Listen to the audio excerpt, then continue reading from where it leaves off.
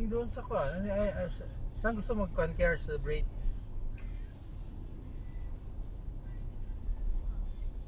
What food do you want when you celebrate?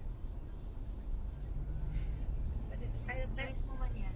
Si Church kasi Hana, kung hindi mo sama sa Miagaw, sila yung host dun sa ano. Sila yung host dun sa place. So, reserve na tayo. Muna sila sa Hindi, they can go. Bakit hindi magpasamahin? Ha? Bakit Hindi hindi mo go? nakapasok. Dalawa lang tayo makapasok. Kahit lang. Sa labas na sakay sila. Convenient pa nagkatrabaho. Alis ba tayo ng alauna? Matanduro tayo alauna. For before, mag-makeup na kami. Before pa yung mga Ano na eh. Ha? Ha? Ang kapal tayo. Ako magsama ako sa Papuri. Tama ka, kahit Oo.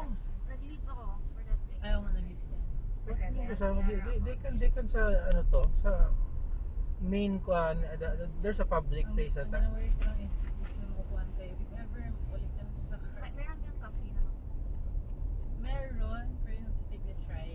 It's not near the... Natin namin kayo sa cafe kung lang. Although Ano ba baka may kayo mga... nakapuri? Baka may... Ha? Ano ba yung Baka may mga kakainan doon malapit sa ano sa court. Baka Di rin... ba may parents, may public na kuan din yan sa Kiars? Ano ba Hindi ko sure sa Papuri, sa commencement. Mhm. Sa commencement siguro. Dala ko lang natin ko doon. Ano siya, hindi maganda yung ganyan nila i-cover court namin and it's not Wala, good. wala ano, wala siyang this, di ba wala siyang kuan, Open railings, Wala siyang wala siyang bleachers. Ano siya, yung ano na siya Wala siyang bleachers. Oo, yung... Kasi may parents lang may bleacher, may upuan rin. Mga anak Hindi ko- Yeah, but kung ilan yung malagay it's a na college naman. event na hanap ng kuan lang. If ever, talaga ba, baka makasisi tayo somewhere sa cafe.